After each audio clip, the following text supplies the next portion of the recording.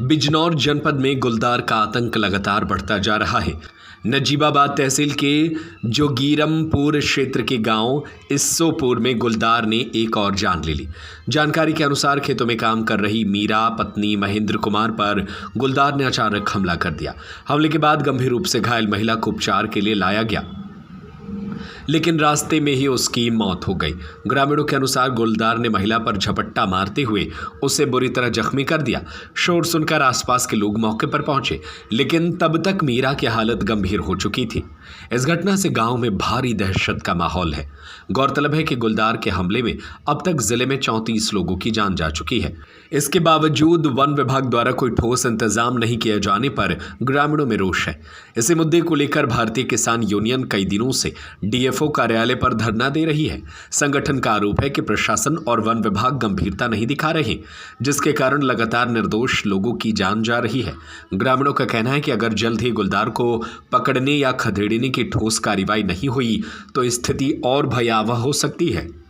आज एक नहीं मारा, हमारे 50 किसान और मजदूर चले गए हमारे बीच से। गुलदार खा चुका है। वन विभाग जो है सो रिया है, जाग नहीं रहा। जिला का प्रशासन नहीं जागता। लेकिन मैं एक बात कहना चाहता हूँ भाई, नजरबाद क्षेत्र में भी 3 मौत हो चुकी हैं, तो 3 में हो विधायक भी हैं और भाई पूर्व विधायक भी हैं, राज्य मंत्री भी रहे हैं। वे क्या कर रहे हैं भाई? ये सब विधायक तस्लीम अहमद भी हैं, मैं नाम भी लेना चाहता हूँ भाई। विधानसभा में इस मामले को क्यों नहीं ठाते? अच्छा, पूर्व मंत्री हैं भाई, वे क्यों नहीं ठाते?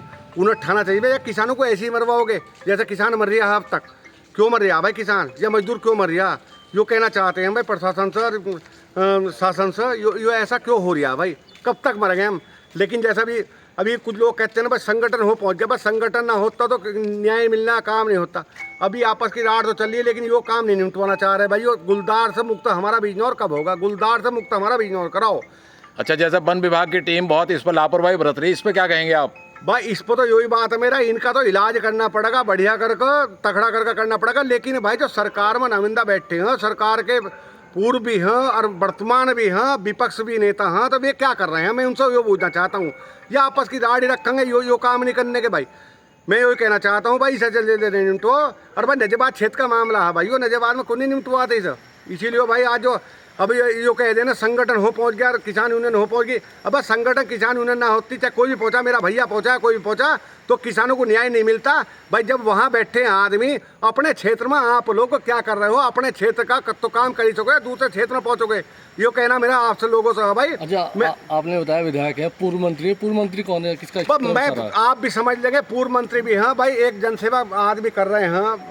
तो अच्छा, उनसे भी मैं कहना चाहता हूँ भाई अपने क्षेत्र में वे क्या कर रहे हैं, मैं उनसे पूछना चाहता हूँ वे कर क्या रहे हैं। अच्छा, जैसे नजीबाबाद में अभी एक सप्ताह में 4 लोगों को गुलदार ने मार दिया, तो नजीबाबाद में पर्टिकुलर वो गुलदार देखा जा रहा है और यहाँ कोई वन विभाग की काम नहीं कर रही टीम भी, तो इस बारे में क्या कहेंगे भाई? इस बारे में पिंजरा, इसका पिंजरा विकल्प नहीं है भाई। इसको तो गोली मारनी चाहिए भाई। जो मैं तो बताऊँ, अगर तुम बुरा मत मारना, मैं आपसे कहना चाह रहा, अगर तुम मेरे एक थप्पड़ मारोगे तो मैं मारूंगा थारा 2। साफ बात है कि गुलदार जो ऐसा हो रहा हो तो इसका गोली मारना चाहिए भाई। अगर 2 आदमी के प्राण जाते हो, वो सजा होती हो, और 2 आदमी जेल जाते हो और 200 आदमी बचते हो, तो एक ड्राइवर है, एक आदमी बचाने के लिए पूरी बस को बचा लेता है, एक आदमी को मौत के घाट उतार देता है। तो वो ऐसी ही काम बिजनौर जिले में होगा भाई गुलदार के लिए। क्या हुआ आज ही एक गुलदार ने हमला कर दिया था। हम लोग घास के लिए गए थे, चारा लेने के लिए, पति पत्नी और गुड़िया भी थी हमारे साथ में, और एक उसकी सिस्टर भी थी। हम 4 थे। तो वो चारा काटने के लिए छोटी सी क्यारी में गई जो खाली पड़ी थी बिल्कुल, और छोटी छोटी घास खड़ी थी, और उसके बीच में गन्ने की क्यारी है। तो गन्ने की क्यारी से कोने पे हम लोग काट रहे थे घास। तो जैसे ही इसकी चीखने की आवाज़, हल्की सी चीखने की आवाज़ सुनी, तो मैंने उसको आवाज़ लगाई, बट उसकी आवाज़ नहीं आई, तो वो नहीं बोली। उसके बाद मैंने फिर आवाज़ लगाता रहा, नहीं बोली, तो फिर मैं भागा एकदम से। फावला ले रखा था मैंने हाथ में, मैं फावला लेके भागा। मैं देखा थोड़ी देर चला तो कुछ नहीं बोली वो। मैं आवाज़ लगाता रहा, कुछ नहीं बोलती रही। तो देखे 4-5 कदम पीछे जैसे मैंने देखा तो गुलदार एकदम छोड़ के छलांग मार के भागा। अच्छा, कितनी दूर थी तुमसे जब काम कर रहे थे? मेरे से ज़्यादा दूर नहीं, मुश्किल से 10 कदम की दूरी, 10 या 15-12 कदम के बीच में होगी, इतना ही होगा, 5 लाख। अच्छा, कितने? वहाँ पर और भी लोग थे जो सैपिन पे मछली पकड़ते हैं कटुए से वगैरह से। तो सभी फिर डर गए एकदम से, सभी आए भी, मगर जब तक वो भाग गया। कितने देर में पता चला तुम्हें? जैसे तुरंत 2 मिनट के अंदर, क्योंकि 2 मिनट की वारदात थी, जो 2 मिनट के अंदर ही उसकी मतलब ये समझ लो कि आवाज भी बंद हो गई थी। जैसे गुलदार बहुल्य क्षेत्र है वहाँ, तो आप सुरक्षा करके नहीं चलते अपनी?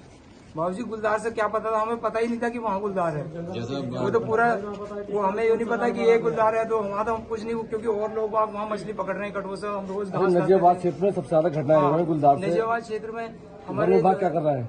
ये वन विभाग कुछ नहीं कर रहा। तो हम जो है एम्बुलेंस के लिए भी कम से कम घंटे तक बैठे रहे, कोई एम्बुलेंस भी नहीं आई, ना कोई वन विभाग ने किसी तरह की कोई फैसिलिटी कुछ नहीं कर रही। वन विभाग का कर्मी नहीं पहुंचा कोई भी कुछ नहीं था वहाँ। क्या चाहते हो? हम चाहते हैं कि हमें न्याय भी मिले और इसका सॉल्यूशन हो कि किस तरह के गुलदार से जो है छुटकारा मिले।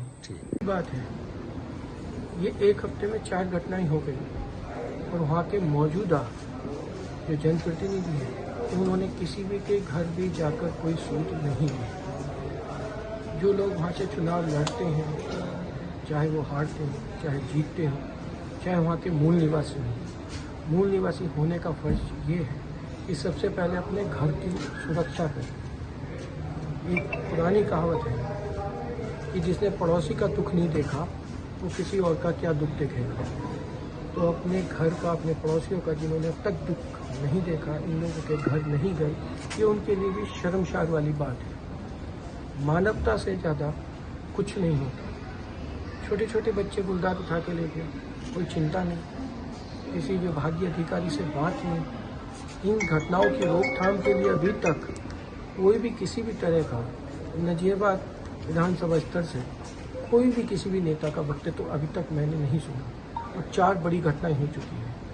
इन घटनाओं का जैसे आज हम लोगों को पता मिला, एक मानवीय दृष्टिकोण के नाते हम लोग वहाँ पहुँचे और मैंने इस विषय पर जिलाधिकारी महोदय से भी बात की, तो उन्होंने मुझे ये बताया है कि हम लोग बहुत जल्दी 4 टीम गठित करने जा रहे हैं। उनकी बात कंजर्वेटिव से भी हो चुकी है और उस क्षेत्र के लिए नई 4 टीम बनाई जा रही है और जो चला गया वो वापस नहीं आता। अच्छा, वन विभाग और की कहीं ना कहीं उनकी इन पीड़ाओं को देखकर जो मुआवजा बनता है वो भी 5 लाख का मुआवजा इन्हें 72 घंटे में दिया जाएगा और मुआवजे से वो महिला तो वापस नहीं आती। और कहीं ना कहीं इसके परिवार के लिए, वो छोटी बच्ची के लिए हम लोग सब चिंतित हैं।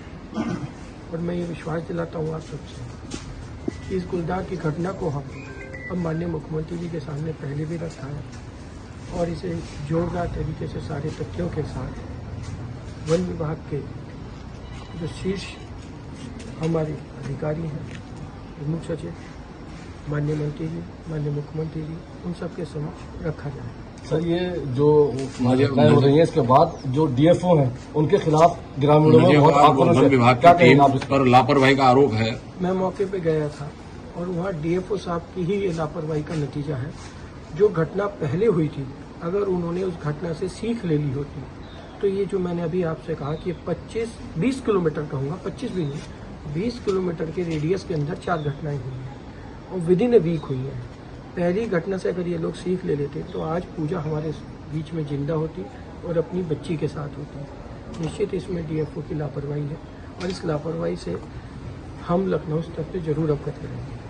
Thank you.